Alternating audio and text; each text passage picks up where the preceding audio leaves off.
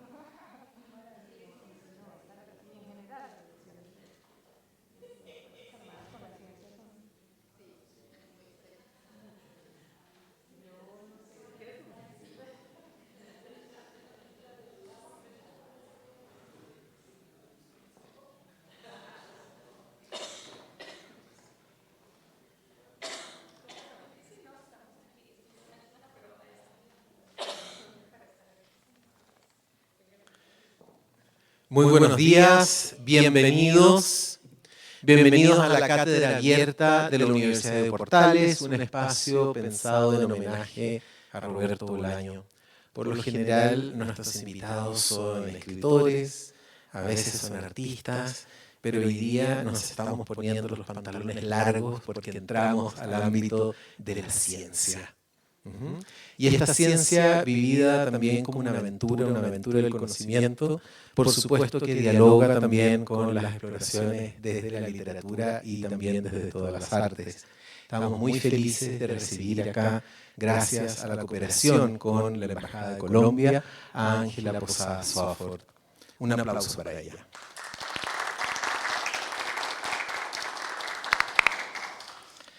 Ángela es periodista y también es escritora, nació en Colombia, pero actualmente vive en Miami Beach.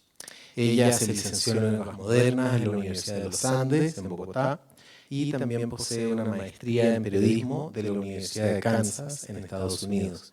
En el año 2000-2001 fue la primera hispana en recibir la beca Knight de Science Journalism en el MIT y también en Harvard. Durante los últimos 35 años ha escrito profusamente sobre el espacio, la astronomía, la astrofísica, la Antártida y el Ártico gracias a diversas becas. Ella ha publicado una serie de artículos, también libros, novelas. Lo interesante es que ella ha logrado alcanzar a públicos de diversas edades. Por ejemplo, ella tiene 8 novelas tituladas Juntos en la Aventura, que se preocupa de alcanzar a los niños. De hecho, los protagonistas son un grupo de niños. Y un libro que está afuera, está anunciado, donde se puede adquirir, se puede bajar en Amazon. El libro que se llama Hielo, una bitácora de expedicionaria a la Antártica. Encargada de presentar a Ángela, nosotros siempre le pedimos a una figura local que lo haga. En este caso es Carmen Figueroa Cox. Ella es periodista de la Universidad Católica. Ella también tiene una experiencia larga con el ámbito de la ciencia. Actualmente se desempeña como editora de secciones periodísticas en El Mercurio vinculadas a ciencia, tecnología, salud, medio ambiente y también en educación. El año pasado fue galardonada por el diario El Mercurio por su destacada trayectoria en el diario. Dejo con ustedes entonces a Carmen Figueroa. Hola, buenas. Me tocó presentar a Ángela aquí y yo voy a ser muy directa. Bueno, ya dijiste la mitad de lo que tenía aquí, así que eso me lo voy a saltar. Pero yo le diría que Ángela Posada Swafford es una persona rara. Como un perro cuadros. Del latín rarus, que se comporta de un modo inhabitual, escaso en su clase o especie, extravagante de genio o de comportamiento. Este escritor y periodista científica yo diría que es una periodista más bien todoterreno con tracción en las 4 ruedas. Sí, de todas maneras. Yo le decía a la Cecilia que después de leer todo lo que ha hecho y sus obras me sentía, no sé, una especie de corchetera, no sé, de escritorio. Bueno, Ángela ha escrito sobre tal diversidad de temas científicos que si les ayudo un poco y les regalo un resumencito, les diría que sus áreas de interés son el cielo, la tierra, altas y bajas, y los océanos. Ha escrito sobre lo que se ve en ellos como lo que esconden, matizado con las historias de aquellos obsesionados con su secreto. Durante 35 años, Ángela los ha traducido para que compartan con nosotros esas obsesiones. Así como muchos que escogimos seguir periodismo, terminamos donde el oficio nos fue llevando, ella fue esculpiendo su camino, siguiendo sus intereses con una perseverancia y pasión que son realmente conmovedoras. Para investigar, no se quedó solo con el teléfono o internet, algo que pasa mucho en los periodistas jóvenes hoy y no tan jóvenes. En cambio, como profesional extrema que es, ella logró subirse a un submarino, bajar a 2.000 metros de profundidad para conocer animales que aportan a la medicina humana, estuvo en el Polo Sur, subió con geólogos a volcanes activos, también viajó al microscopio, observando células que se buscan, se encuentran y luego laten al mismo tiempo. Ángela promueve la ciencia en todas las plataformas posibles. Publica artículos en revistas y diarios, hace videos y documentales, escribe libros, es conferencista y coach. Incluso ha dicho que quiere escribir una ópera. Su colección de libros junto a la aventura, que decía Rodrigo, que es dedicado a niños y adolescentes, son un ejemplo de versatilidad, porque ahí cuenta las peripecias de la tía Abigail y sus 3 sobrinos, especie de Pato Donald con sus 3 sobrinos, pero muchísimo más entretenido. Arriesgados exploradores que entretejen sus aventuras con ciencias entre ballenas, calamares, astronautas, virus, dinosaurios. Me parece, y confieso que me da una cierta envidia, que su personalidad es como una especie de esponja, que absorbe todo lo que le interesa hasta la última gota y después lo estruja lo aprendido sobre la hoja en blanco para dar vida a nuevas e ingeniosas formas para sus múltiples públicos.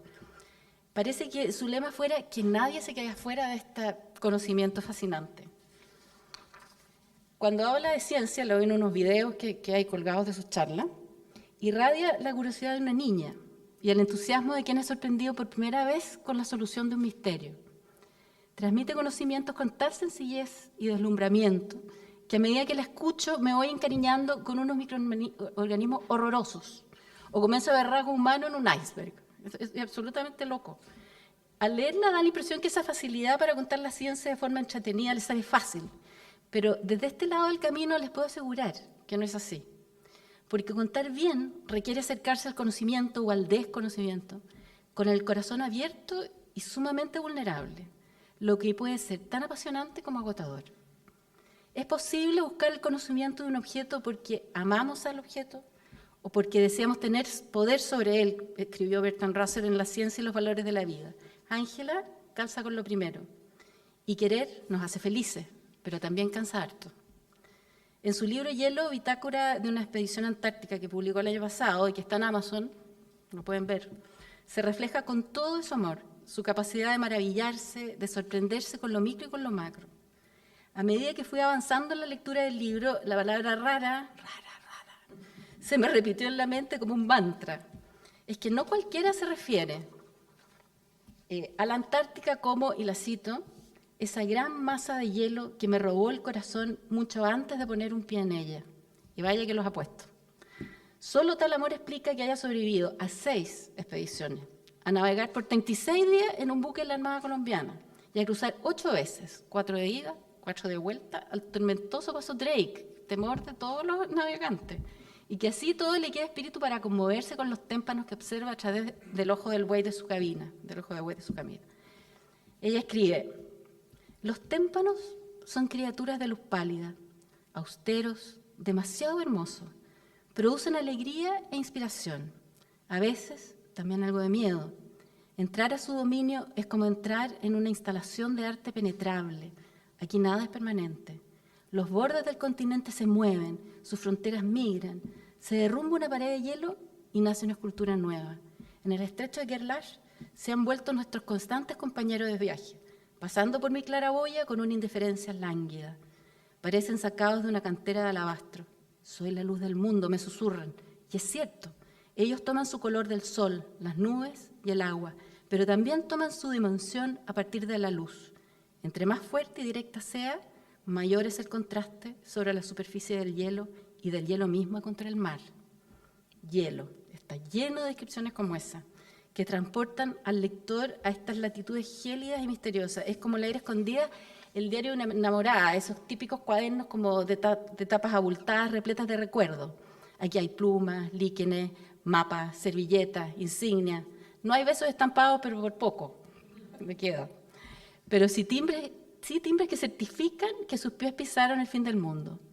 Es una reconstrucción de esos viajes hecha de retazos, hilados a punta de metáforas y comparaciones.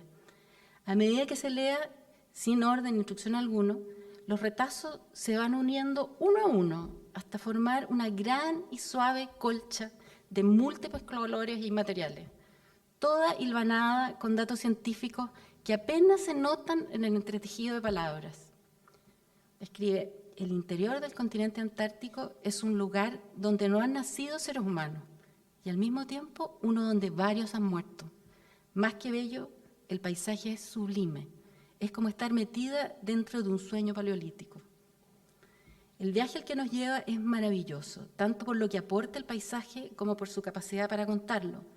Cautiva su descripción enigmática y rigurosamente científica de los valles secos de McMurdo, un Marte en la Tierra que a simple vista parece inerte, estéril, pero que encierra vida diminuta que late por todas partes, como sus cianobacterias que habitan dentro de las rocas. Ángela salpica en sus páginas por aquí y por allá citas de investigadores que trabajan ocultando el hielo y con unos pocos toques les da una apariencia casi humana. Ángela confiesa que en esos valles, una gran área de la Antártica que no tiene hielo, los tardígrados se están convirtiendo, esto es insólito, en sus criaturillas favoritas. Y pasa a describir a esos seres que pensamos solo les deben tener cariño sus madres y uno que otro científico obsesivo del microscopio. Dice, no pasan de 1 milímetro.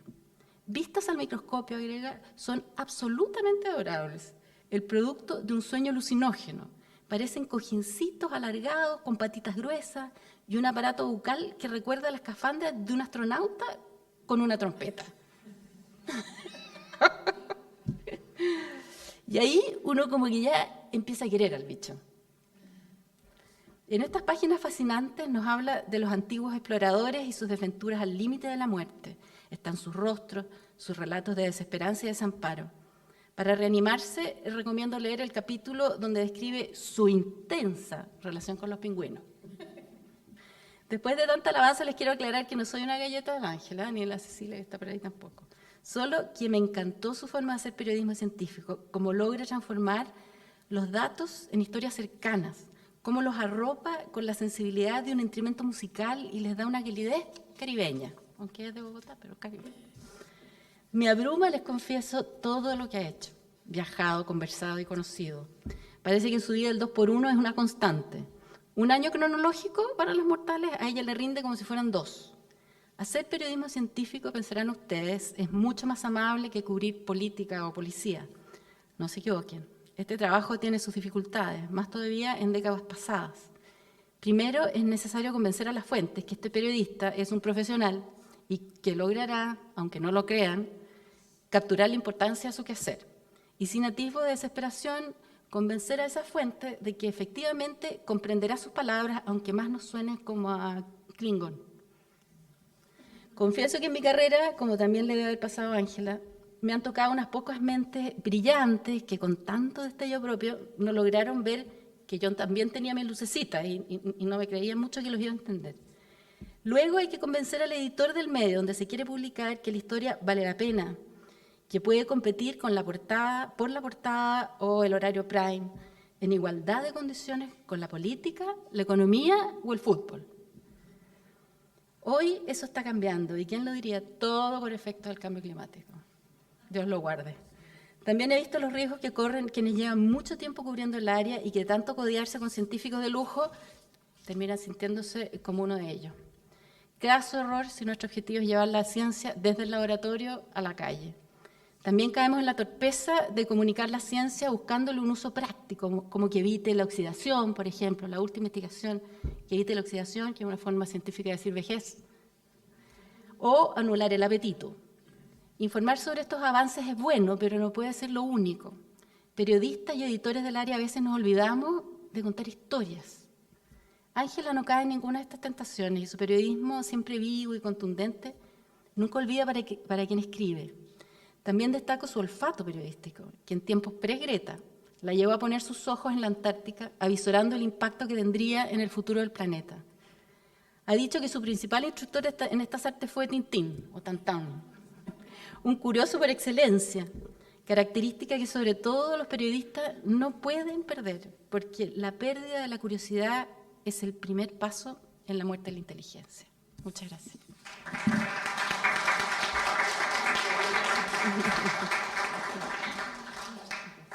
No, pues estoy abrumada. Esa belleza exhaustiva y sentida y tan sumamente bien investigada. Introducción, te agradezco muchísimo. Muchas gracias a la Embajada y a la Cátedra Roberto Bolaño por esta invitación. Pues sí, yo lo que quiero es compartirles algunas algunas obsesiones de contar la ciencia y cómo lo he hecho, pero ante todo, Tintín fue un periodista curioso porque Tintín nunca escribió un artículo. Yo no sé si yo nunca lo veía escribir nada, pero sí me dio este amor por los viajes y por la geografía.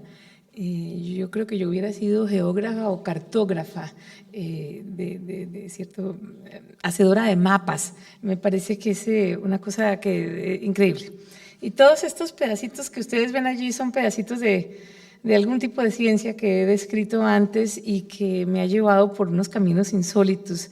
¿Qué tal esa locura? Si hay alguien como con la personalidad de un pingüino, pues esa soy yo, sobre todo el pingüino Adelia, que es como loquito. Entonces, todas esas aventuras, sin embargo, no tendrían sentido si uno no puede interpretarlas para el público general, como digo yo, para la señora que se está lijando las uñas en su salón de belleza o para el conductor del autobús.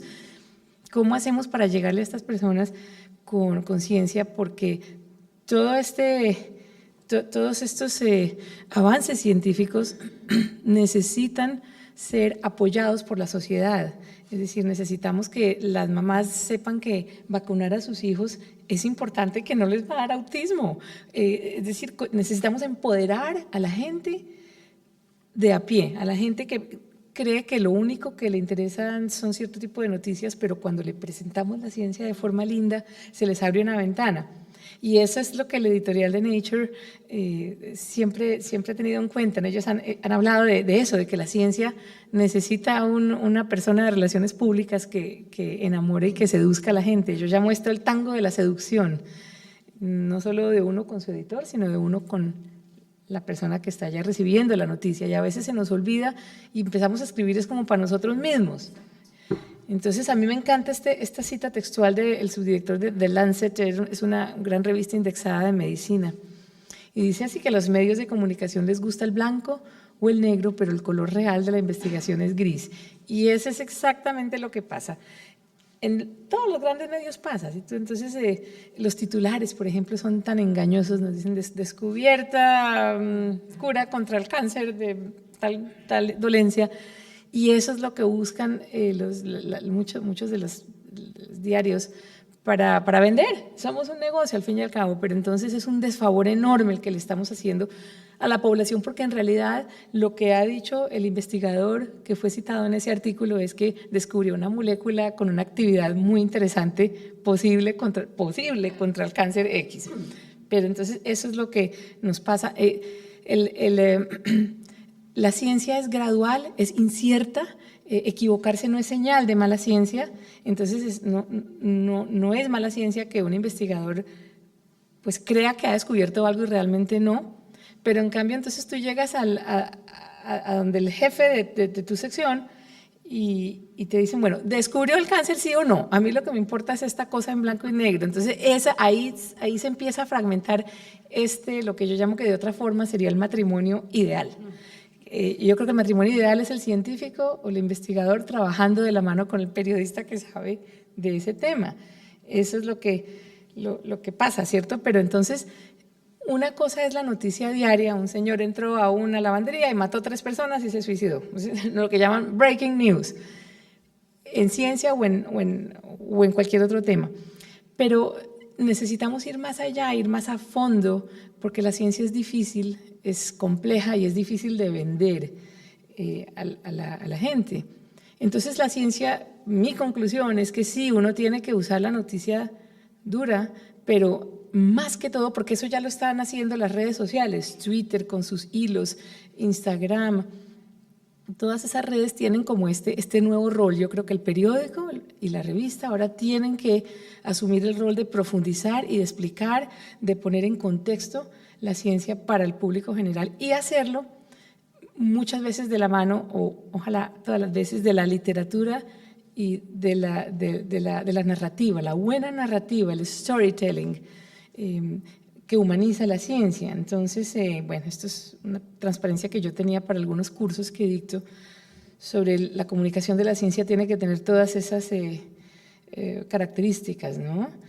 Sí, necesitamos que sea exacto y transparente y que al científico, porque ese es otro de los papeles del periodista como perro guardián, porque pues hay mucha ciencia que es así como que allá en las nubes, y entonces el periodista tiene que llamar la atención hacia esa verdad, lo mismo que lo hace con los temas judiciales y demás temas importantes. Pero yo digo que la unión hace la fuerza porque hay una descoyuntura entre los distintos comunicadores de ciencia, el periodista o el divulgador que está, el director de la exhibición del museo, o la persona que habla en un teatro, que tiene como un talk show, las personas que hablan con audiencias en vivo sobre ciencia. Todas estas personas que se llaman divulgadores de la ciencia tienen que unirse con los periodistas, pienso yo, en el sentido de tener como una comunicación para trabajar entre todos juntos, porque compartimos la misma madre, que es la divulgación de la ciencia. Pero pues pasando a eso, sí, estas son las publicaciones a las cuales he podido acceder, llegar después de mucho tiempo de estar pues intentando llegar a ellas. Entonces finalmente he logrado entender que estas publicaciones todas necesitan buen contenido, como tú lo sabes, como buena editora que eres. Entonces los periodistas se quejan de que no me publican este tema o el otro, y eso es porque no se ponen en los zapatos del editor para darle a ese editor lo que su audiencia necesita, porque el problema principal es que tenemos que pensar en esa persona que va a recibir, ¿no? la noticia. Entonces, pues cada publicación tiene su personalidad y su audiencia y su forma de ser, y tu trabajo como periodista que ofrece los artículos es acondicionarte a ella. Entonces, esto ha sido un camino muy interesante, porque algunas de esas publicaciones me permiten ir a fondo, pero otras no tanto. Pero sin embargo puedo decir que esta otra gama de publicaciones todavía me gusta más, porque esas son las publicaciones, aquí todo el mundo está aquí, la gente que compra Wired sabe que quiere leer ciencia, pero la gente que compra Esquire pues está buscando otro tipo de artículos, o Gato Pardo o Maxim. Entonces he logrado colar algunos artículos interesantes de ciencia en revistas que terminan teniendo una gran aceptación de esos temas, pero he tenido que aprender a contarlo. Por ejemplo, Los detectives del ADN, en esta revista Gato Pardo, lo publiqué como si fuera una novela ¿qué será? Como una novela casi de televisión, porque esa salió en el 2003, cuando estos dos científicos que ustedes ven ahí finalmente anunciaron haber decodificado el genoma humano, y todos aparecieron los dos en la Casa Blanca junto a Bill Clinton, pero detrás de eso había una historia de telenovela, es decir, ¿cómo no se ha hecho una película? Yo no sé,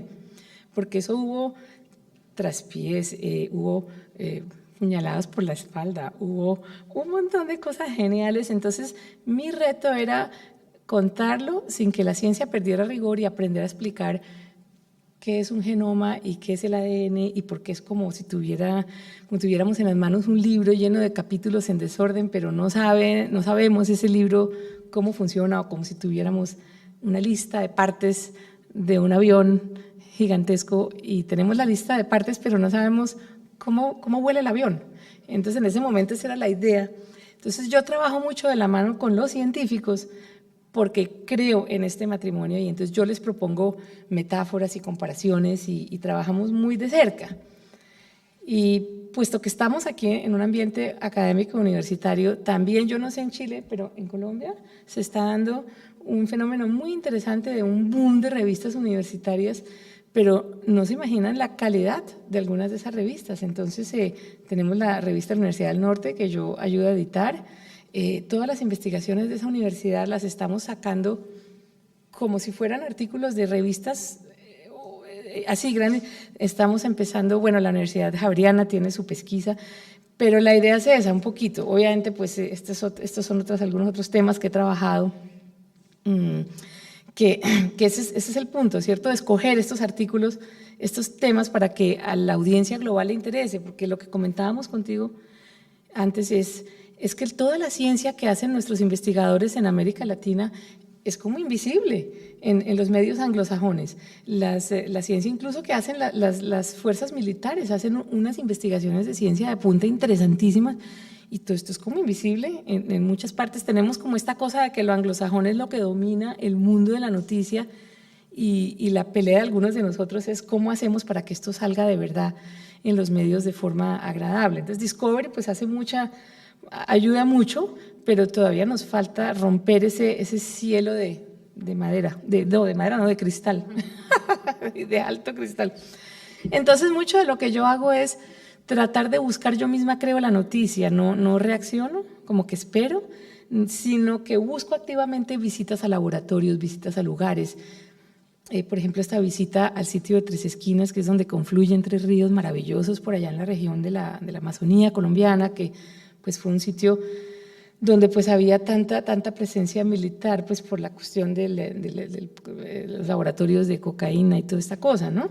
Entonces yo logré una invitación para hacer periodismo, pero radial, que es otra cosa que también nos falta mucho en Colombia, y lo sacamos en la National Public Radio. Fueron documentales, 3 documentales cada uno de 10 minutos, sobre todo el problema del impacto medioambiental que está causando la fabricación de la droga, ¿no? Entonces a las Fuerzas Armadas le pareció muy interesante porque no se cubría eso mucho en ese momento. Esto fue ya como en el 2003. Y entonces comencé por ir a las petroleras porque los oleoductos estaban siendo reventados, pero no se hablaba muy, el periodista solo decía se derramaron tantos miles de galones de petróleo sobre las llanuras de no sé dónde, pero no pasaban de ahí. Entonces había que poner esto mucho más complejo como es. Entonces fueron 3 documentales y contar la historia con sonidos es un reto. Este fue mi primer documental de contar una historia con sonidos. Entonces, National Public Radio, el programa para el cual hice esto se llama Living on Earth, viviendo en la Tierra. Y el editor de Living on Earth me dijo, bueno, Ángela, usted ya logró que la invitaran, que eso es lo más difícil. Ahora, usted sabe grabar, y yo no tengo ni idea. Entonces, todo esto era por teléfono, ¿no? Compre esta grabadora, haga esto, no sé qué, nosotros aquí le ayudamos a editar. Y su última recomendación fue, no se te olvide que tú tienes que grabar el sonido de las cosas cuando empiezan y cuando terminan. Entonces íbamos con el general Pizarro, embarcarnos, tuvimos que subir a bordo de un helicóptero para ir de una población pues aledaña al sitio donde está pues este comando ahí en Tres Esquinas. Y a mí se me olvidó grabar el momento en que el helicóptero prendió las aspas. Ay, juele. Me acordé en el momento en que el helicóptero ya estaba temblando casi a punto de salir. Y entonces le dije al general Pizarro, general, tenemos que volver a empezar. El general me miró sorprendido y yo creo que le debí parecer como simpática la muchachita esta tratando. Logró dar la orden, apagó las aspas, se salió. Bueno, sálgase todo el mundo que Angelita quiere volver a empezar. Entonces la nota comienza con el sonido de los aviadores caminando sobre el concreto para subirse a bordo del helicóptero. Y entonces ya capta uno ya la orden del general, arranquen. Y entonces ya empieza este sonido, boom, boom, boom. Eso era lo que había que hacer. Entonces, bueno, me salvé. Y fue una cosa interesantísima. Me han consultado mucho sobre ese programa. Y bueno, eso es otra forma, ¿cierto? Pero lo mío es más que todo escrito. Ese es como mi gran amor. Y he logrado entender y aprender que tenemos que transmitir la ciencia de forma que te agarre los 5 sentidos y que te agarre un poco las emociones, el corazón, sin pasarte de la raya, ¿no? Pero hay que usar un poquitico aprender las herramientas de la literatura. Simplemente tenemos que pensar como escritores y tenemos que aprender a hablar sobre todas esas según lo que a uno le interese, ¿cierto? Uno se especializa. A mí me gustan estos temas ¿cierto? De los temas del espacio y de la química y de la física, pero entonces tiene uno que aprender a hablar sobre la química de una toxina y la física de una bomba atómica, la biología de un virus, de forma bonita. Y sobre todo explicarle al editor por qué es importante que me des una buena cantidad de espacio para yo explicar la ciencia básica, que eso es lo que no hacen la mayoría de los periodistas por falta de espacio, algunos de tiempo, porque es que el mundo del periodista es muy difícil, y otros por falta de conocimiento. Entonces ese es el punto. Pero al fin y al cabo yo digo, bueno, ok, si yo estoy trabajando en un periódico, tengo que ganarme el pan como sea. Por lo menos así empecé yo, haciendo cada mes un artículo bordado a mano. Yo me iba para mi casa y lo investigaba y lo hacía, y empecé a usar la literatura, y de vez en cuando uno sacaba joyitas pulidas como diamanticos, y así esto fue empezando a ganarle a las otras cosas que hay que hacer para llenar el espacio de las noticias del día.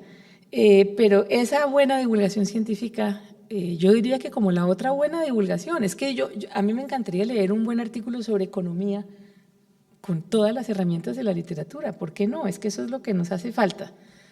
Porque el punto es que nuestro cerebro está hecho y cableado para retener información en forma narrativa, desde que todos estos ancestros del Homo sapiens se sentaban y hablaban de cómo habían cazado al mamut más reciente. Era a base de narrativa. Nos gustan las buenas historias, y es lo que yo digo, que las palabras son como los átomos, pero los átomos se tienen que unir para formar una complejidad literaria. Entonces esta unión en literatura es la imagen, y esos ladrillos son los verbos. Entonces ahí tienes que empezar a trabajar en literatura.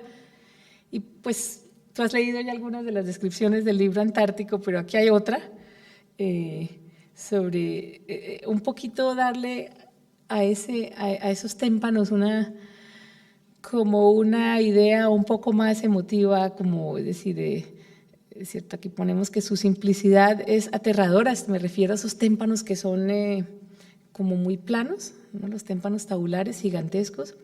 Metáforas, contrastes, comparaciones, analogías, todas se desvanecen ante la rigurosidad y pureza del témpano tabular. Monolitos que apelan al más alto sentido de la estética. Están hechas con el mismo mineral solitario que compone y une a casi todo este continente polar, el hielo. A mí me parece increíble que un continente esté hecho de la misma sustancia, casi todo. Hielo que se deforma y se define a sí mismo, que crea y destruye, que cruje como una columna vertebral en manos de un osteópata. Ahí está la otra figura literaria de la comparación. Tú quieres darle a la gente el sonido.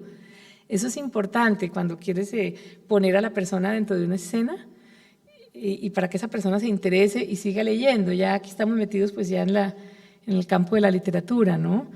Pero en una ocasión leí un libro que si ustedes se recuerdan, no creo que tenga aquí el título, pero el de La transparencia, pero es un libro de un periodista que nunca fue periodista de ciencia. Por allá en 1900, creo que fue 79, se ganó el premio Pulitzer en literatura, porque describió una operación de cerebro. Pero la forma en que describió esto se estudia en escuelas de literatura, se llama El monstruo de la señora Franklin, El monstruo de la señora Kelly. El autor se llama John Franklin.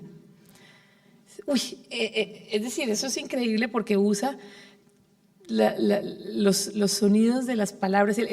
Cada palabra ha sido puesta allí de aposta, ¿no? Es una cosa increíble. Usa las repeticiones, usa un montón y nunca usa jerga científica, que es la otra cosa que no sabemos hacer bien. Sí, yo aquí tenía algo de las cataratas de sangre, que eso es allá en los valles secos, pero estaba tratando como de explicar, pero es que aquí como que no se alcanza a leer muy bien. No alcanzamos. No perder el rigor científico. Abajo está la explicación de por qué esa catarata es roja. Entonces, es porque está llena de un agua, por debajo ese glaciar tiene un agua que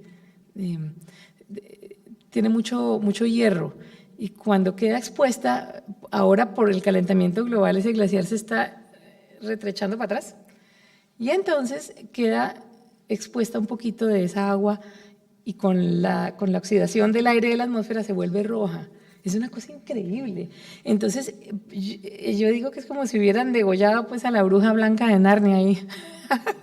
Pero debajo está toda la explicación de por qué los astrobiólogos están tan interesados en ese lugar. Entonces, pues yo creo que el secreto es estar allí. Es muy difícil, no siempre es realista uno salir de la sala de redacción y sí, yo diría, pero cuando uno puede estar allí hay que ordeñar esa salida, y estar allí puede ser en la Antártida o puede ser en un laboratorio científico. Ahí también pasan cosas geniales. Este fue un caso en el Zoológico de Buenos Aires. hace ya varios años un programa de cría del cóndor de los Andes, y cómo de las mamás cóndor tiene 2 huevitos, uno se lo dejan a los papás y otro lo crían los investigadores sin que el cóndor jamás vea a la persona, porque si el cóndor ve a la persona va a ser como una impresión y va a creer que el investigador es su papá o su mamá. Y lo que se quiere es que ese cóndor nunca vea a la persona para que cuando se le suelte sea ojalá adoptado por cóndores salvajes. Pero es tan sumamente emocionante ver cómo nace un condorito, cómo le están quitando, pues, ¿cierto? Toda esa, a qué sonaba el animalito, medio empieza a hacer como ruiditos, es una cosa increíble, y todo esto pues es la descripción, la apelación a los sentidos. Lo mismo, esta visita, que yo digo que esto tenemos que... Eso fue una cosa que yo me inventé. Yo estaba de vacaciones en el Smithsonian, en el Instituto Smithsonian en Washington, y lo único que hice fue llamar a la niña de Relaciones Públicas y le dije, mira, soy una periodista colombiana, quiero hacer notas detrás de las cámaras. Y los periodistas a veces no entienden que el mundo está abierto a ellos y que solo pregunte, pida por esa boca. Entonces me dijeron, sí, ¿qué quieres? Entonces les hice lista, quiero ver los pájaros, los fósiles, todo lo que tengan ahí metidos detrás de las cámaras. Entonces me mostraron este pedazo, la foto de la derecha es una foto que ellos ya tenían, que eso lo hacen una vez pues, cada varios años para los catálogos de ellos.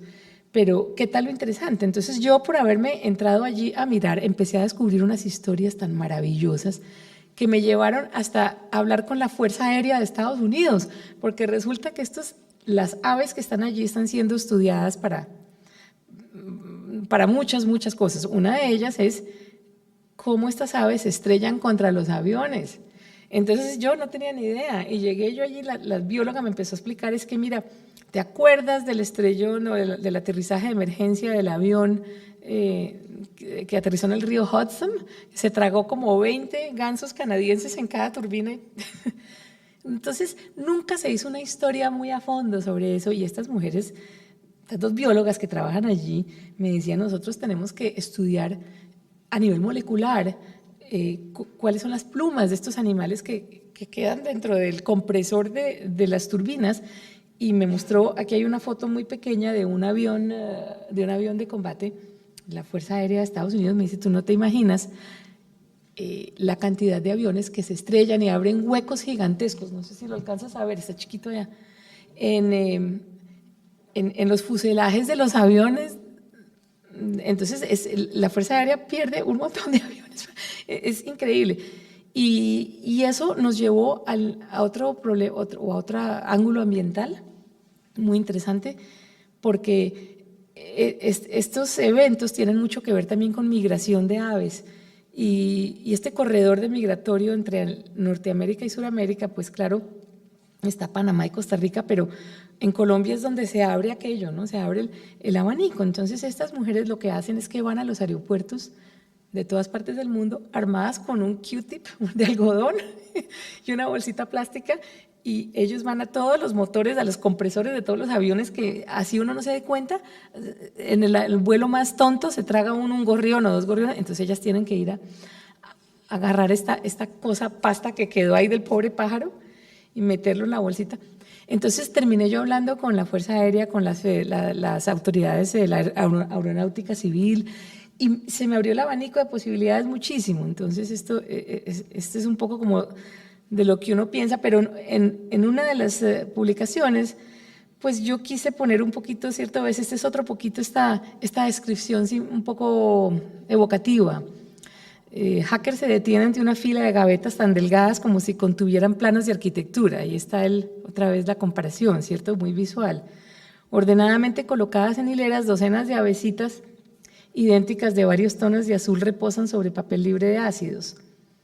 Hay algo extrañamente poético y darwiniano en la forma en que están acostadas boca arriba, los ojos cerrados y las patitas anudadas con un letrero identificador. Pues resulta que todos esos pajaritos azules vienen de la misma región de Colombia, en este caso, lo mismo que estas tanágaras de las espalditas de colores, cada una vive en una colinita diferente del Valle del Cauca, en Colombia. Entonces, es muy interesante. Pero estos animalitos están dando muchas luces sobre el cambio climático porque el color de las plumitas azules de cada una tiene que ver con la temperatura que hizo en el año X en que fue colectada. Entonces, fíjate todo lo que se le abre a uno cuando uno inventa cosas, ¿no? De ir a mirar. ¿Qué otro invento me hago? Pues, ¿qué otras cosas locas? Me gusta muchísimo la física, y yo siempre me rajé en matemáticas y en física en mi colegio, siempre. Nunca fui capaz. A mí me mostraron una fórmula y me producía alergia, razón por la cual yo iba a estudiar biología marina. Feliz, y cuando me empiezan a decir, usted no se imagina las matemáticas, y más, yo quería oceanografía física, era el amor de mi vida, y me dio susto, boba, porque ahora hablo de oceanografía física todo el día, pero encontré un profesor que me sacó de ese estado de trauma. Me decía, ¿a usted le gustan los cohetes, cierto, Ángela? Yo, sí, profe, entonces ya era en la Universidad de los Andes. Me decía, le voy a mostrar cómo vuela un cohete y por qué. Y llenó ese tablero de fórmulas y yo quedé transfigurada, feliz, encantada. Y sí, no saqué ni 4 ni 5, pero pasé raspando con 3 con 2. Y después de rajarme todo el año. El punto es que a los niños de hoy tenemos que asegurarnos porque he conocido sobre todo muchas niñas que todavía tienen el trauma de que no quieren matemáticas, y qué bobadas, y las niñas son tan brillantes cuando quieren, y lo que necesitan es que las saquemos de esa bobada en que están. Pero si definitivamente no quieren, pero hay muchas que están traumatizadas como yo. Entonces el punto es que para que esos autores, bueno, ustedes me dirán cómo estamos de tiempo, porque si no, yo puedo ir adelantando, tú me dices. Que, este es otro poquito, no me gusta leerles mucho, pero pues es un poquito como la idea, pues estamos en literatura y periodismo. Este es para la revista muy interesante de México, que me gusta esa revista porque me dejan hablar en 6 páginas, me dan 6 y 7 páginas para extenderme. Esto fue una visita importante porque este es un lugar donde en San Francisco, donde tienen un rayo láser gigantesco que lo botan desde ahí atrás, y ese rayo láser tiene que convergir en una pelotica chiquitica para producir, ojalá, fusión nuclear, al revés de la fisión. Y eso todavía no se ha podido, y este sitio que se llama el National Ignition Facility es un sitio difícil de acceder. Entonces, por eso yo escribí eso en primera persona, porque estuvimos allá después de mucho pelear con la Academia de Ciencias, de mucho realmente convencerlos, y nos mostraron a mí y a un pequeño grupo de periodistas cómo funciona ese rayo láser. Incidentalmente, si algunos de ustedes vieron la película de Star Trek, la última, Hacia la Oscuridad, Star Trek Into Darkness, ¿se acuerdan? Este sitio es el motor de la nave, donde filmaron el motor del Enterprise, donde realmente creo que se muere, no sé si es Spock o el otro, que se muere y lo resucitan, el Capitán Kirk. Vaya y vuelva a ver, y va a ver, es genial. El punto es que entonces comencé pues diciéndolo en primera persona, sostengo en la mano la semilla de una estrella. Al principio no parece gran cosa, es una esfera del tamaño de un grano de pimienta, cubierta con un plástico plateado. Luego aprendo que está llena de deuterio y tritio congelados, 2 formas del hidrógeno favoritas de los físicos que adelantan experimentos de fusión nuclear. Ahí está la explicación, viene ahí mismo, para que la gente no explique qué es tritio. La esfera y los científicos que trabajan en el colosal experimento National Ignition Facility, a las afueras de San Francisco, están parados en el umbral de lo desconocido. Encaran un reto de ingeniería casi inimaginable, construir una máquina capaz de crear un pequeño sol en la Tierra. Y al hacerlo, aprender a enjaezar es una palabra que no me gusta, debería haber usado otra palabra, o controlar tal vez, o su poder de forma, pero ahí está controlada, para que finalmente podamos acabar con nuestra urgente crisis de energía. Y el artículo es una cosa, lo que llaman ciencia explicativa, comienza a explicar cómo funciona el rayo, como si tú fueras la pepita esta de tritio, y te lleva a los lugares en que viaja el rayo hasta finalmente convergir pues bueno, sí, en este lugar increíble. Eso es más, no es fácil de hacer en el sentido de que hay que aprender, tiene uno que saber mucho, tuve que leer mucho, como decía Gabriel García Márquez, antes de escribir una página, yo leo 100, es más o menos, cada artículo así de un tema complejo para mí es como una mini tesis de grado, Dios mío, hay que leer mucho y hay que hablar con mucha gente. Pero una vez tú sabes la ciencia básica, eso ya se queda como en tu conocimiento allá abajo, es como la teoría del témpano de hielo, y lo que sale es ese pedacito y te ayuda mucho en los siguientes artículos a saber cómo preguntar, por dónde va, sobre todo contar la ciencia básica y por dónde va la tendencia de la investigación científica, pero contarlo pues de esa forma. Eso está por aquí, bueno, nada, esto es ¿qué tal esto? En el ojo del huracán. Me metieron en este avión, me metieron en este huracán. Ay, Dios mío. Genial, pues ahí está la personalidad tipo A. Ese avión se mueve como lo que tú no te imaginas, y eso salió en el periódico El Tiempo. Y entonces nuevamente lo que hice fue antropomorfizar, darle cualidades humanas al huracán, comenzando diciendo que se llama Earl y que es una bestia total, una bestia con dientes de viento y garras de turbulencia y pezuñas de rayos y centellas, un huracán categoría 4 con ráfagas de más de 130 millas por hora que amenaza las costas de Carolina del Norte, tras atravesar sus brazos en forma de galaxia. Ahí viene la comparación, ¿no? Empeñados en derribar el avión de investigaciones de la NASA, logramos penetrar la pared más íntima de su misterioso corazón. Y empieza pues ya a contar la ciencia, pero ahí lo que importa, ¿cierto? Ahí podría simplemente uno haber comenzado con una nota mucho más factual, pero pues son maneras de empezar. Y entonces lo que pasa es en nuestra relación con los científicos, que eso es lo que muchos científicos y muchos periodistas no acaban de entender, es que venimos de mundos distintos, pero tenemos que trabajar juntos como sea. Entonces el científico, el periodista se muere del susto cuando ve el paper científico, que es la cosa más seca, pero esa es la forma en que hablan los investigadores entre sí. ¿Qué hacemos? Entonces pues eso es. Y nosotros, nuestro papel es convertir esto en esto. Entonces ahí vienen las fotos y los títulos bonitos, pero el título tiene que ser exacto porque la mayoría de los títulos nos dan problemas, ¿no? Entonces, este ejemplo es interesante porque este señor, Carl Zimmer, él es un periodista científico muy conocido en Estados Unidos, que es además químico toxicólogo o algo así, evolucionista. Ahora escribe para el New York Times. Entonces él lo que hace es esto. Esto es el complicadísimo comienzo de un paper científico que hablaba de cómo en algún momento los científicos descubrieron que en algún momento de la evolución de nuestros antepasados, un virus intervino y hizo crear la placenta. Es decir, el virus creó la placenta, ¿no?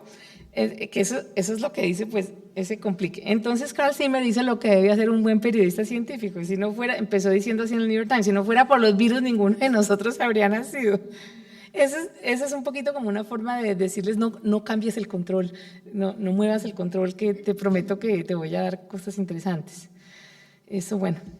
Entonces, el punto es que los investigadores necesitan una herramienta para comunicarse con la gente. Yo hablo mucho con ellos, doy muchos talleres a ellos. Con la NASA he trabajado en un par de ocasiones y con otros físicos, y ellos lo reciben muy bien, pero todavía falta ese empalme entre los dos más seguido. Entonces, todo el trabajo del robot Curiosity en Marte, sacamos realmente una nota en la revista, como ves, que es la de la UNAM, es una gran revista de la Universidad UNAM en México, cuya editora le apuesta mucho a este tipo de notas, y gracias a un trabajo que hicimos con estos investigadores, ellos son literalmente los papás de Curiosity, humanizamos al robot de una forma muy especial, pues, a través de los ojos del investigador, que eso es otra cosa que hay que hacer, ¿no? Estas personas duraron 8 años de su vida creando un bebé que se fue por primera vez para otro planeta. ¿Qué sienten ellos? Entonces, mucho de eso se cuenta aquí, pero la nota la comencé un poquito como como un cuento literario, como un cuento de qué pasa con ese por qué Marte es tan distinto de la Tierra. Este es un cuento de 2 planetas hermanos, nacidos de los mismos padres, hace 15 millones de generaciones humanas. Entonces, a la gente, tal vez a uno como lector, le gusta más o le parece menos complicado eso que un número de años, ¿cierto? Hace 45 millones de años, eso no nos interesa tanto en este caso. Criados en la misma cultura y en el mismo vecindario, bañados por la misma luz y el mismo calor materno, en aparente igualdad de condiciones. Sin embargo, uno murió y el otro vivió. Uno perdió casi toda su atmósfera y el otro la supo retener. Uno dejó de latir y el otro pulsa con vigor. Uno se tornó rojo y el otro azul. Marte es nuestra única familia. Quizás algún día encontremos 2 primos. Hasta ahora los más cercanos podían estar a unos cuantos trillones de kilómetros de la Tierra, pero Marte es como nuestro hermano delincuente.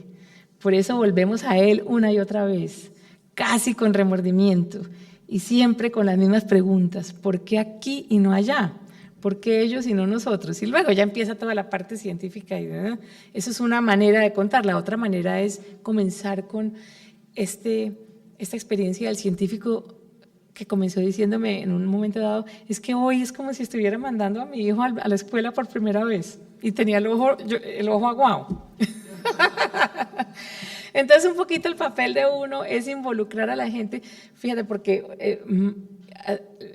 entender la evolución de un planeta es complicado, pero hay que traerlo un poquito, quitarle esa complejidad y darle además una cosa emocional, que para mí cuando yo estuve el año antepasado o pasado, ya no me acuerdo, en el Museo de San Miguel de Azapa, aquí en Arica, me invitó Imagen de Chile, no puedo creer mi suerte, y lo primero que fue ir a ver las momias Chinchorro.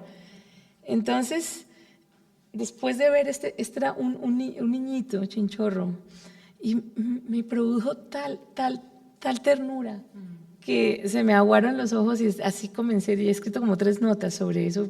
Sentí como una conexión muy linda de este olor como a tierra. Entonces yo digo, bueno, esto es una noticia, el rey murió y luego de la reina se murió. Pero si uno quiere una trama emotiva, el rey murió y después la reina murió de tristeza. Eso no tiene que ver con el niño Chinchorro, sino que lo pongo ahí. Pero yo digo, es un poco pesar de esa manera, pero sí, igual, ¿no? Esos son más ejemplos y más cosas. Luego el titular, pues claro, cuando pues yo estuve aquí en Chajnantor, pero cuando ALMA no existía, cuando había una antena meteorológica y luego quise volver a ver no pude llegar y me dio una tristeza, pero dije, bueno, voy a mirar, voy a escribir algo bien especial y es mucha ciencia, pero el español, este es el editor de Muy Interesante en Madrid, concibió esa hermosura de titular. Entonces, eso es lo que tenemos que pensar también como periodistas, ¿no? Esas cosas. Finalmente, buscar personajes interesantes, que eso es fascinante. Este hombre es un gran estudioso de tiburones en Miami, una de las autoridades mundiales en tiburones. Él es surafricano. Pero entonces, yo le pregunté a él, bueno, ¿usted qué tanto quiere los tiburones? Los tiburones son como capaces ¿cierto? ¿Qué inteligencia tienen? ¿Qué percepción? Y él dice, creo que la tienen. Dice, yo no creo que sea una cosa instintiva, creo que algunos escualos son muy listos y que definitivamente piensan las cosas. Los tiburones blancos usan estrategias, comportamientos sociales, se comunican a través de un lenguaje corporal, tienen un cerebro complejo. La gente tiende a pensar que son cazadores sin mente, pero yo creo que sí planean y piensan y eso es genial. Pero la historia de este señor es increíble, entonces contarla como él ¿qué es lo que hace? Él lleva a niños de escuelas muy pobres en Miami, muchos hijos de pescadores en otras partes de la Florida y niños que en su vida se han puesto una careta, ni han tocado la piel de un tiburón, los lleva en estas lanchas de investigaciones y los pone a trabajar con él.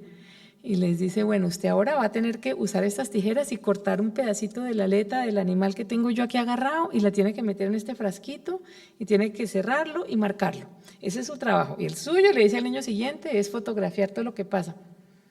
Y vieras la emoción de estos muchachitos que en su vida, qué oportunidad han tenido y de golpe los ya. Entonces él solo tiene una legión de gente interesada.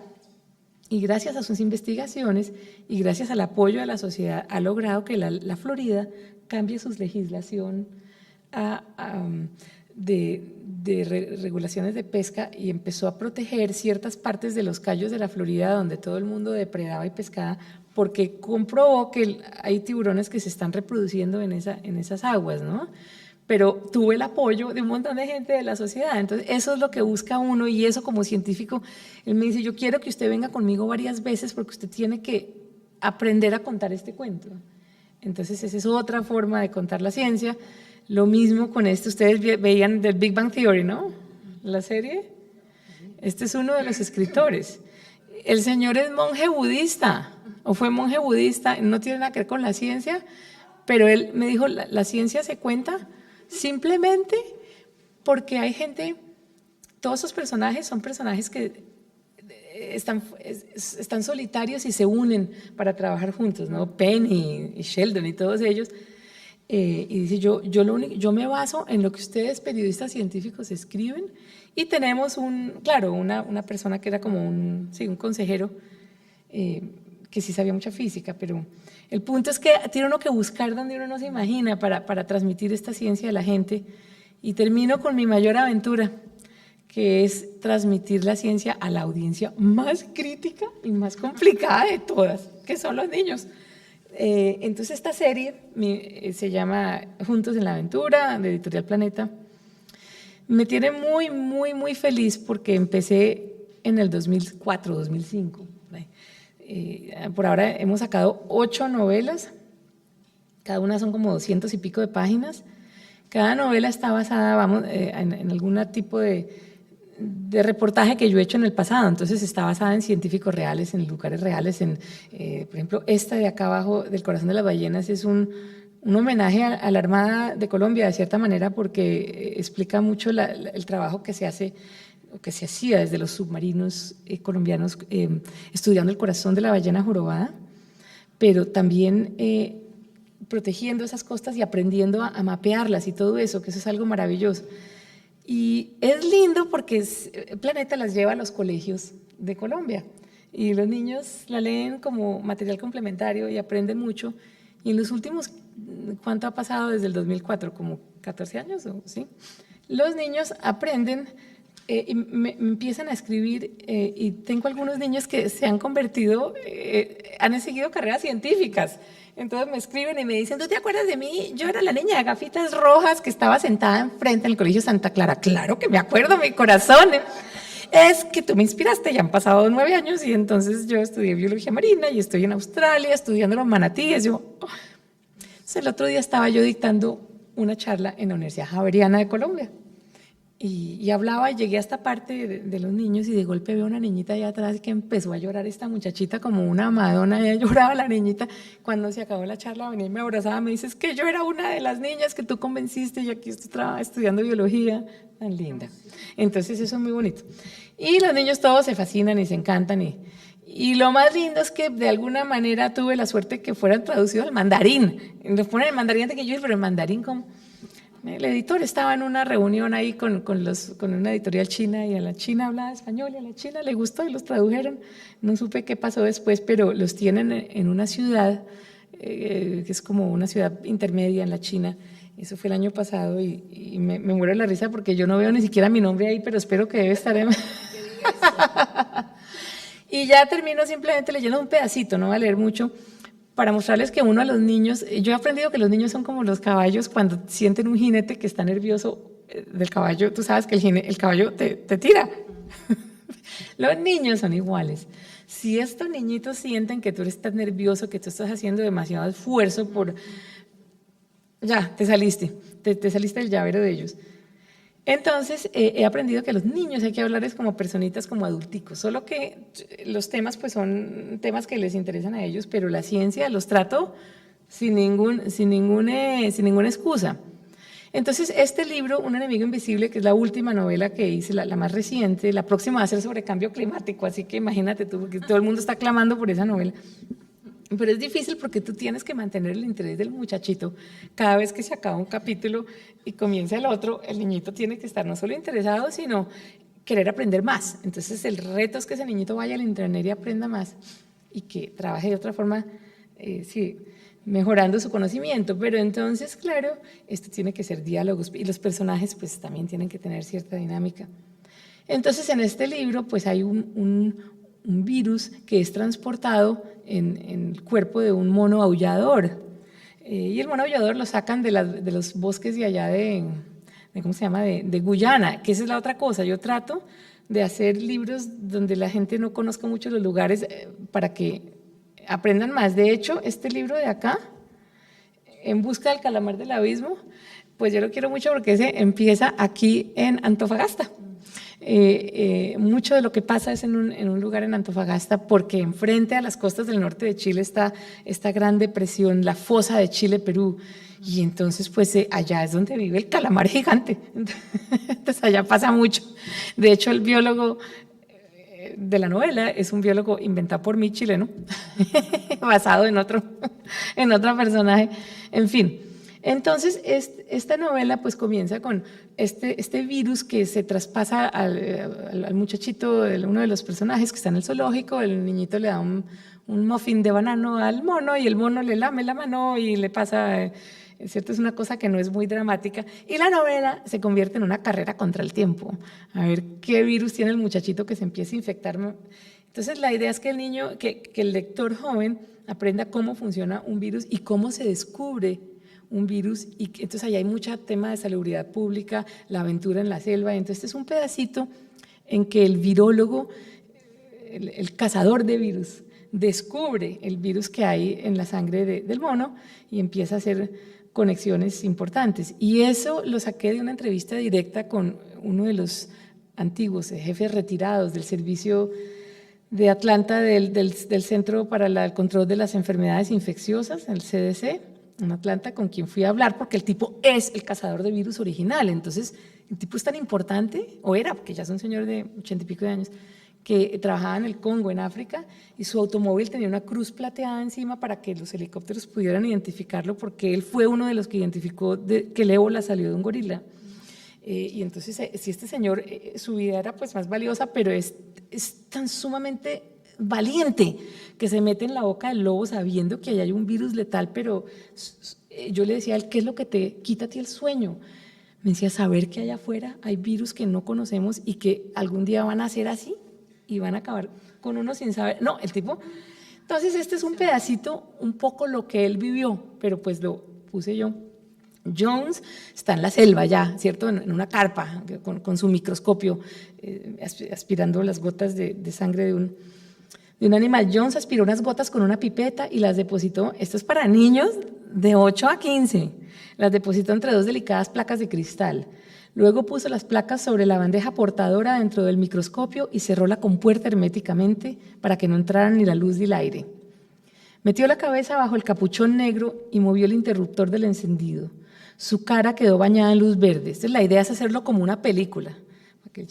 El médico movió delicadamente los controles del microscopio, buscando algo que estuviera fuera de lugar dentro de la maraña de glóbulos rojos. Casi enseguida su expresión se endureció.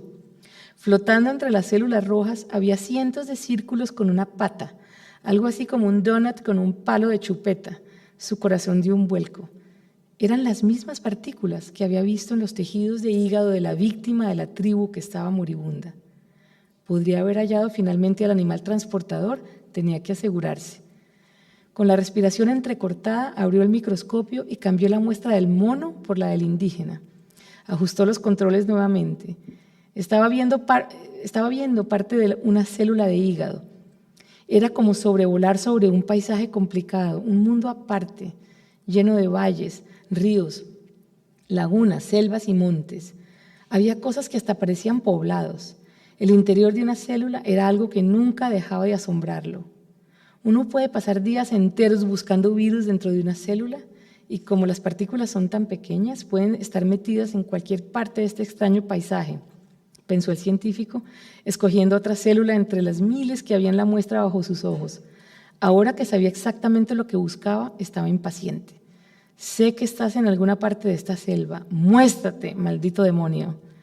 Minutos después sobrevolaba otra célula y notó que ésta estaba destrozada en su interior, como si una bomba atómica hubiera estallado en medio y hubiera arrasado todas sus estructuras y dejado montañas de desperdicios. Jones movió el botón del microscopio para acercarse más. Lo que parecían desperdicios eran montones de las mismas donuts con palo de chupeta. Había tantas que algunas partes de la célula parecían un tapiz uniforme de donuts con una pata. Allí lo tenía, frente a sus ojos, un monstruo diminuto, un virus nuevo, Cansamboira. Cansamboira es un nombre que yo me inventé porque los virus se bautizan según el lugar donde se descubren, el ébola, etc. Y también me inventé el dibujo de Cansamboira hablando con el científico. Me dijo, sí, eso puede existir, invénteselo. Pero el punto es que entonces los niños, es cierto, queda con esa cosa y luego viene la aventura, etc., ¿no? Y a los niños, pues entonces se les dan también herramientas. Entonces, en Editorial Planeta Lector, en Colombia, yo necesito que esos libros lleguen a Chile, no sé cómo, no he podido. Estuvieron hace tiempos en Planeta, pero Planeta se fragmentó. Entonces, hacemos concursos y los niños pueden o dibujar la aventura o escenificarla, le cambian el final, hacen obras de teatro, obras de arte, y uno les da regalos, les damos tabletas, Samsung y cosas. Entonces, los niños quedan picados con las ganas de hacer más cosas. Entonces, pues eso es básicamente porque ya se nos va mucho el tiempo y el resto ya son cosas que no, es decir, son más ejemplos de comparaciones, ¿no? Para explicar la ciencia. Ángela, ¿cuánto te demoras en hacer un artículo como el que mostraste aquí? Yo tengo como varios procesos de producción.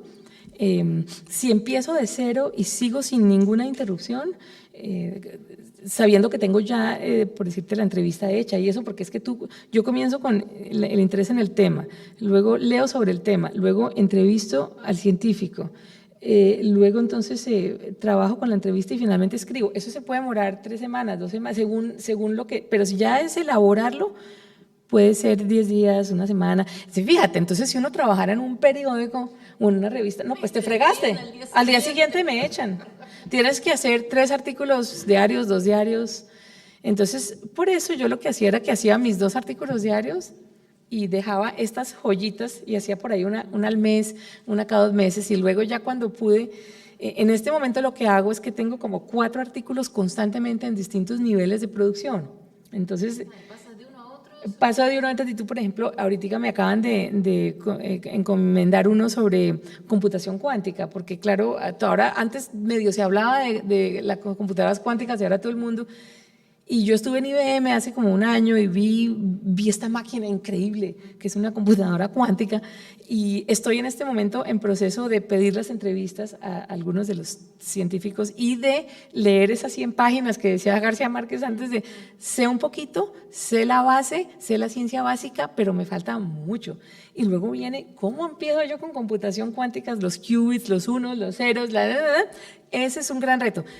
Y también estoy terminando una nota muy interesante que comencé en Medellín, en Colombia, a reportar, porque allá hay es que yo no sé si Chile es parte de esta red, se llama algo así como que la Red Mundial de Mosquitos contra el Dengue o algo así. Es genial, porque un médico en Nueva Zelanda, es que tú deberías, esa nota está como para Nueva Zelanda o en Australia, vea, sí, no, para que tú la busques acá. Sí, ahorita le muestro. Descubrió que, al mosquito Aedes aegypti, que es el mosquito que lo pueden infectar con una bacteria que se llama, ahora me acuerdo, y si tú infectas ese mosquito con esa bacteria, el mosquito ya no es capaz de transmitir el dengue cuando pique. Entonces, en vez de castrar al mosco, es más fácil ponerle la bacteria y liberar estos mosquitos, y en Medellín ya llevan como no sé cuántos años, y en Brasil lo están haciendo y en México, creo que son los 3 países, ¿no? Sí. Entonces el caso es que yo no tenía ni idea, pero estaba en Medellín en un congreso y me invitaron a visitar este lugar, entonces es genial porque ver una fábrica de mosquitos y ver el mosquito inoculado y el mosquito, no, las mosquitas y los mosquitos, no, genial. Y luego de cómo ellos monitorean si en estas regiones de Medellín hay más dengue o no, todo eso, es genial, es genial. Entonces, eso es uno. Después, entonces, estoy haciendo una nota una continuación, una nota sobre chitas en Namibia, aunque quisiera ir a Namibia, pero no voy a ir. Una que hice hace tiempo es de una bióloga que está estudiando las chitas y cómo estos pobres gatos están condenados a la extinción porque no tienen genes nuevos, pues estos están todos más incestuosos que los reyes borbones. Y Estados Unidos está tratando de ayudar con unas chitas que tienen en la Florida, entonces la idea es ir allá. Pero son ideas, ¿cierto? Y de resto tengo montones de ideas. Otro biólogo evolucionista está trabajando en por qué la piel de las cebras o las pieles de animales moteadas, cómo ha sido la evolución de esto, porque todavía no se sabe bien exactamente este rol de la evolución en crear la piel, y eso tiene que ver con las matemáticas de Alan Turing. No, mejor dicho, entonces todo eso tiene que ver. Y finalmente estoy trabajando mucho con la Antártida y oceanografía, pero específicamente la topografía del fondo marino, porque lo que hablaba yo hace poquito con la NASA, que me llevaron, es que yo no sé si aquí está la foto, tal vez no, está aquí. Bueno, el caso es que la NASA me llevó a sobrevolar la Antártida en un avión lleno de sensores y de radares, el Ice Bridge, la misión Ice Bridge, y salí desde Punta Arenas.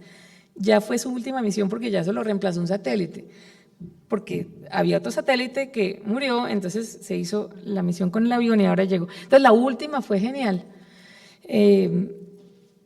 Y cuando estábamos a bordo, había personas estudiando la topografía del fondo del mar y me dijeron, mira, usted es del norte de Sudamérica, ¿cierto? Sí, señora.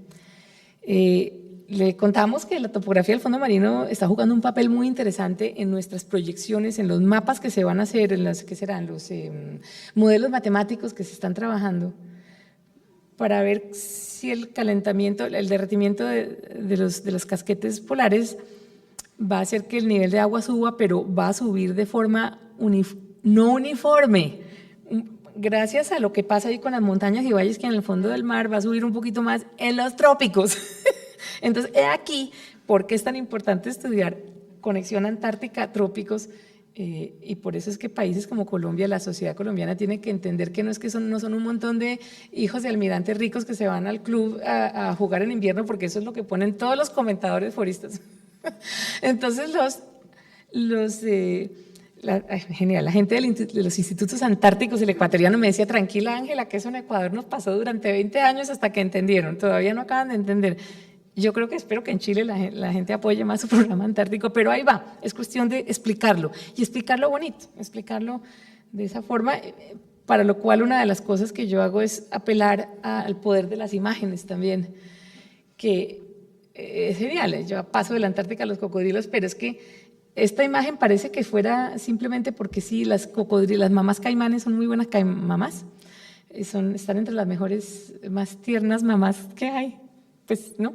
Entonces esta imagen da como esta cosa, pero la parte científica es que a las mariposas les fascina posarse en la cabeza de los caimanes porque se alimentan de la sal de las lágrimas y de las mucosas, entonces no es gratuito, pero fíjate que esa foto tiene un montón de niveles de información.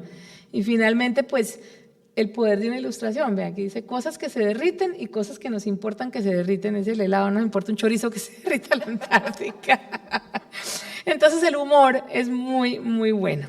Finalmente, la poesía, que eso ya no lo saco tanto porque yo, como te decía, adoro a mi Pablo Neruda y yo le hago odas a las cosas más raras, a los átomos, a las ondas gravitacionales, y tratando de enseñar un poquito.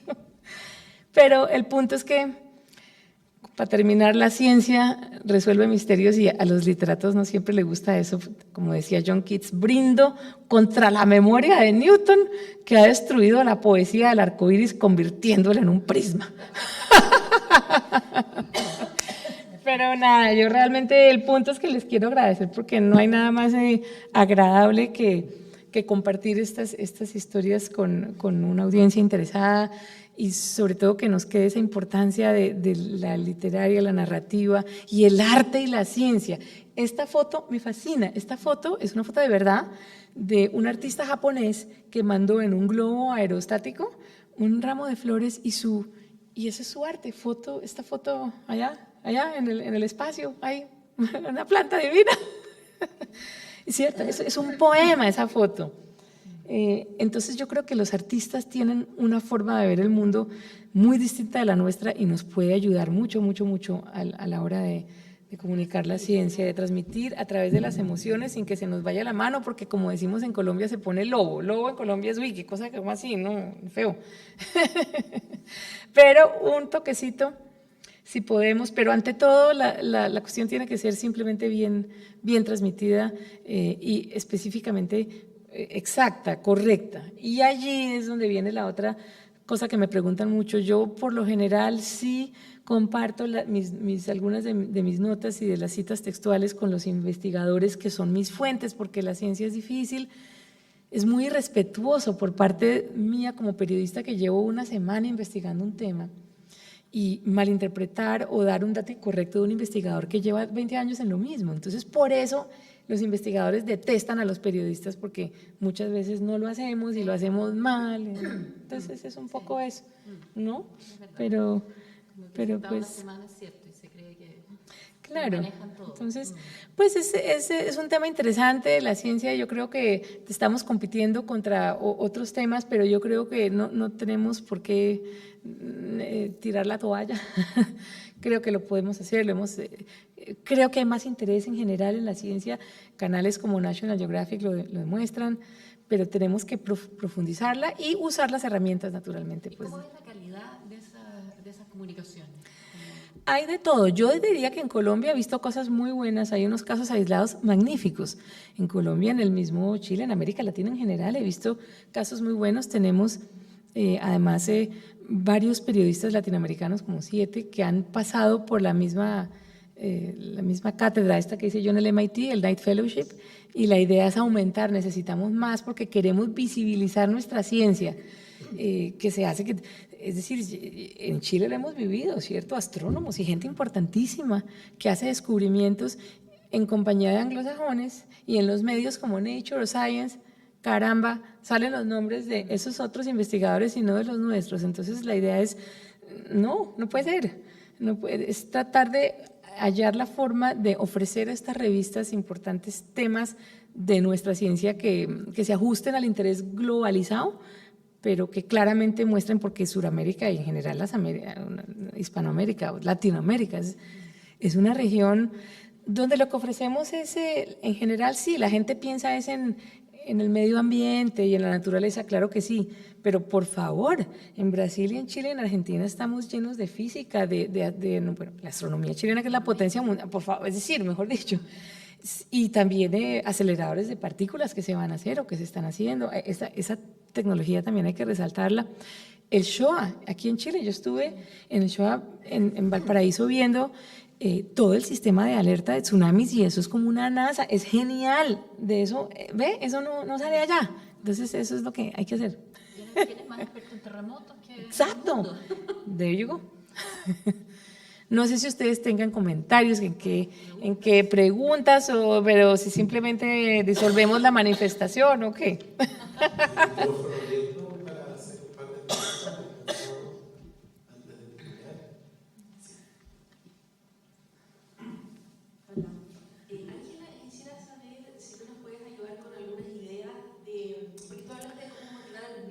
Sí.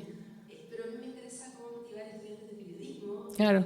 en convertirse en periodistas científicos. Sí, esa es una muy buena pregunta y ese es un reto, pero tampoco. Yo pues tengo muchas personas que me han demostrado mucho interés. Lo que pasa con el periodismo científico muchas veces es que, me imagino, el estudiante se pregunta, y yo estudio esto y ahora, ¿dónde voy a trabajar? Entonces tenemos que ser muy abiertos con eso, ¿cierto? Ese paisaje del periodismo ha cambiado tantísimo que hay que buscar nuevas plataformas, pero eso no es fácil. Yo pienso que una de las plataformas con motivos de convencimiento es que piensen en cosas completamente diferentes. Por ejemplo, estudie cómo hacer un guión de cine. Necesitamos películas estilo Jurassic Park de ciencia, pero así, bastantes. Yo tengo como 25 guiones entre la cabeza. De hecho, yo funciono mucho como consultora de contenido científico en guiones de cine. Y me están llegando unos guiones interesantísimos y otros que dice uno, no señor, usted no puede pretender hacer un cambio entre universos paralelos de esa forma porque se le van a reír en la cara. Entonces venga, hablemos con un astrofísico y le preguntamos. Entonces eso, de abrirles unas ventanas, decirle, mira, tu rol como periodista científico, si estudias periodismo científico, no se limita a los medios. Tú puedes ser un coach en academia, puedes entrenar estudiantes de ciencia en cualquier universidad. Puedes meterte al cine, puedes, obviamente los libros pues no es tan fácil, pero ¿por qué no? En casi todos los países que yo conozco hay un interés importantísimo en llegarle con la ciencia a los niños. Es decir, ese fue una de las premisas de Obama. Bueno, ahorita pues, no sé, no tanto, pero igual. Hay que pensar en los ministerios de ciencia y tecnología de golpe, pero más que todo yo trabajaría también con la empresa privada, que creo que ese filón no lo hemos explotado bien. Entonces, botarles eso a ellos. Su reto es ver a ver usted cómo hace para abrir nexos con la empresa privada. El punto es que contenido científico lo vamos a estar siempre usando y sacando. Entonces, un científico, ellos saben ciencia, pero en un 80-90% no saben comunicar bien, solitos, y les deja uno como ovejitas descarriadas, no. Entonces, ¿por qué no nos unimos con ellos, no? Ahora que veo a mis Fuerzas Armadas aquí sentadas, las Fuerzas Armadas también tienen un rol enorme en la ciencia, entonces trabajar con ellos. El punto es que ese estudiante va a tener que volverse creativo, pero creativo bonito, no hay sino que lo echen a uno al mar para que uno aprenda a nadar. ¿No? Entonces esa es una de las ideas, pero mira, por ejemplo aquí en Chile la industria cinematográfica es gigantesca. Es más, uno de los guiones que estoy leyendo tiene que ver con Chile y con la Antártida chilena. Es una novela completa, pero ¿cómo se llama? ¿El Machuca? Sí. Machuca. A Machuca le di, a través de un amigo mío, Nicolás Ordóñez, colombiano, concebí una historia loca cuando estaba en la Antártica y se la boté en 4 párrafos mientras me tomaba un mojito de, ¿cómo es que se llama el otro? Un pisco sour de Calafate, del pisco sour en el aeropuerto, y le mandé eso a Machuca y dije, ve, me interesa una serie de Netflix o lo que sea. ¿De verdad qué pasa? No sé. Pero mira, ¿ves? Yo nunca he escrito un guion en mi vida, o sea, pero no es imposible.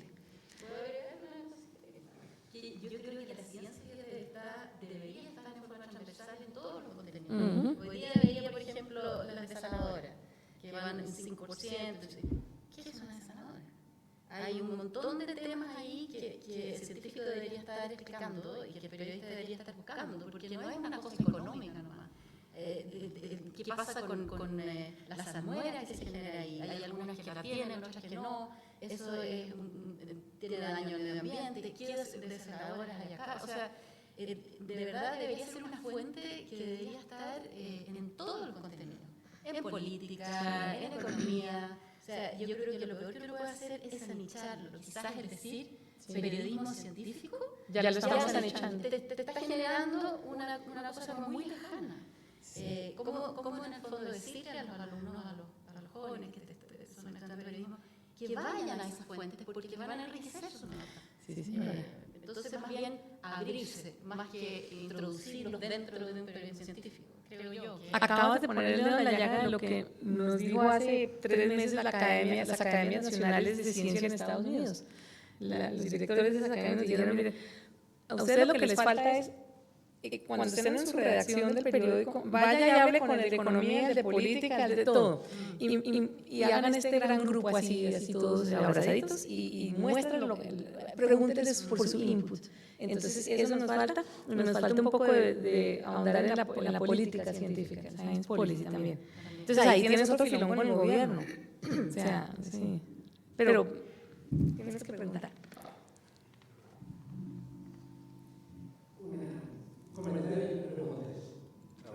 Gabriel Rodríguez de la Cancillería chilena. El tema de la ciencia está cada día más prestigiado.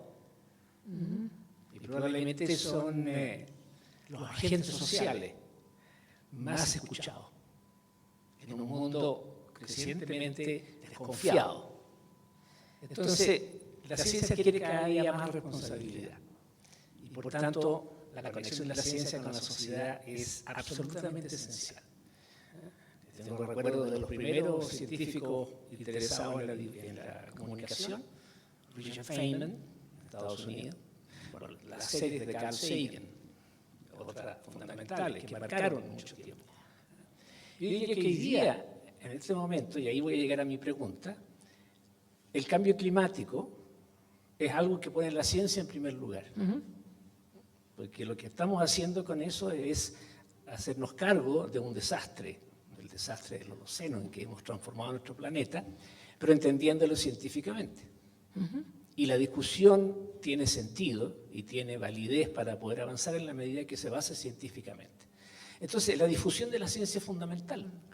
Yo tenía una pregunta que más conectaba con el tema de la juventud y la ciencia, y veo que ahí al final en tu intervención la tomaste. Yo creo que es absolutamente clave desarrollar nuevas vocaciones científicas.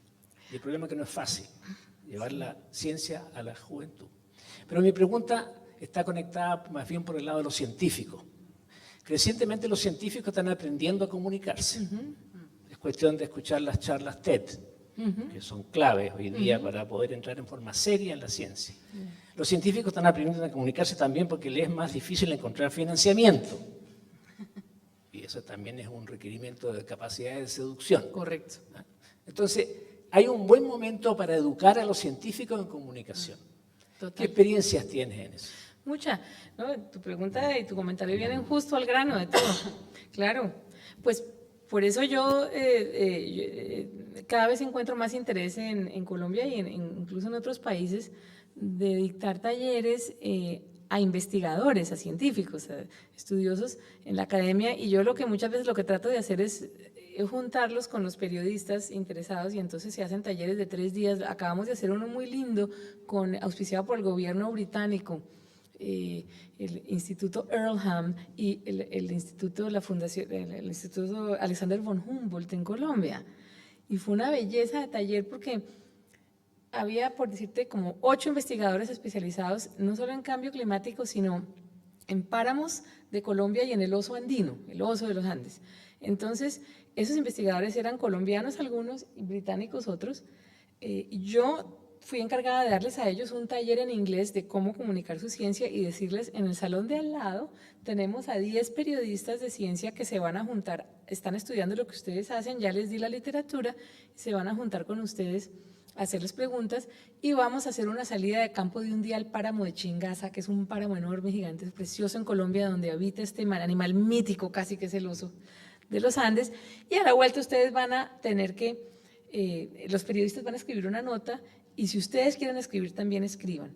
Y vieras el éxito que tuvo el taller, porque los investigadores, me atrevo a decir que de esos 8 investigadores, 3 de ellos hicieron un mejor trabajo que todos los periodistas juntos. Ellos eran muy buenos, los periodistas les faltó aprender más la ciencia, claro, no los culpo, tenían un día para aprender, pobrecitos, pero lo que más productividad generó fue ese trabajo en conjunto, porque ambos entendieron su mundo, el mundo del otro. Entonces yo creo que eso es importante. Yo doy muchos cursos, ahora comenzamos la nueva maestría, la primera maestría de periodismo científico que se hace en Colombia, está a punto de comenzar en la Universidad Javeriana, y yo dicté como un precurso hace poquito, y necesitamos más gente inscrita, porque eso pasa lo mismo que tú me decías, ¿por qué me inscribo si no sé dónde va a trabajar? Pero casi todos los interesados son estudiantes de medicina y de biología de la Universidad Javeriana. Entonces, mucha gente ha mostrado interés y está comenzando, me llaman mucho. La otra cosa que veo, mira, aquí te muestro esto, a ver, es las revistas universitarias cada vez están más interesadas en sacar su ciencia, la ciencia de sus investigadores, escrita tanto por sus investigadores como por los editores en conjunto, de formas así como la ves, bien lúdica, bien bonito. Esta es una revista que yo coedito de la Universidad del Norte, en la Universidad de Barranquilla, y resulta que es un éxito total, porque los profesores, al principio la revista tiene 4 años, ninguno le interesaba, decían, no, qué pereza, yo qué voy a ponerme a escribir o a hablar.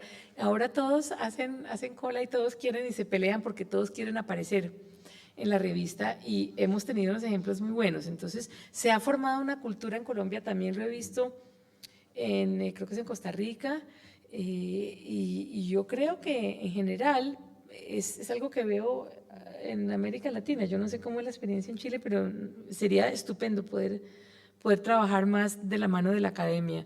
Y también estamos empezando a trabajar con un poco con el Senado en Colombia, yo propuse que la Universidad de los Andes, que es nuestra universidad grande, le ofreciera a los senadores visitas a los laboratorios de la universidad y les arremangara las mangas y vieras que ha habido interés en que este senador que no tiene ninguna formación, de golpe ve algo en el microscopio y está ayudando a hacer algún tipo de... Entonces, algo se le queda, pero sí la idea es tener un grupo de gente que aconseje al tomador de decisiones. Yo creo que eso nos falta más.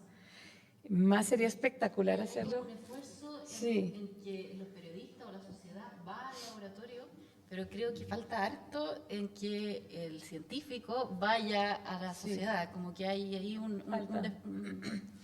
Hay realmente un esfuerzo muy lindo en Colombia que está empezando a generar olas y se llama Ciencia, Café, pa' su merced. Eso es como una expresión de Colombia, pa' su merced es como usted, ¿no?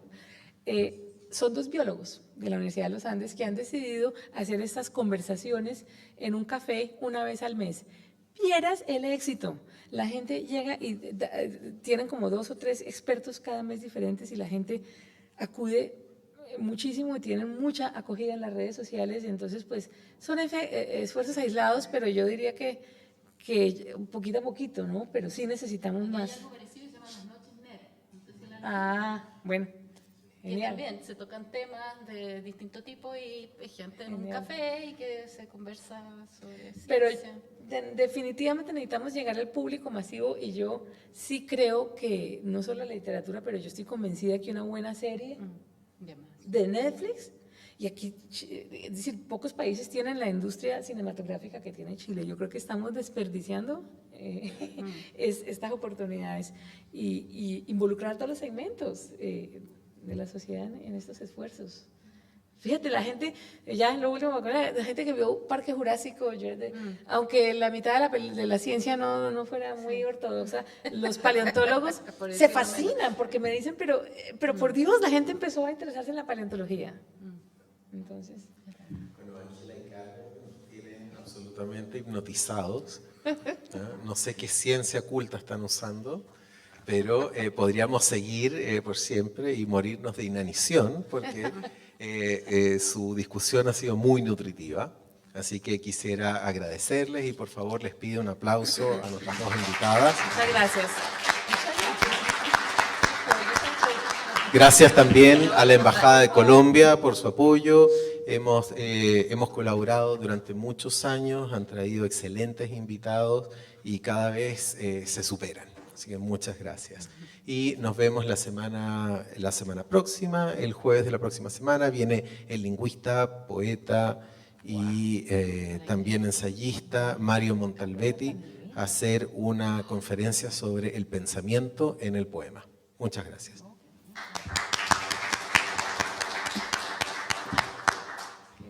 Qué cátedra tan linda. Sí, qué bonito. La Ángela es muy entretenida. Esta conversada estuvo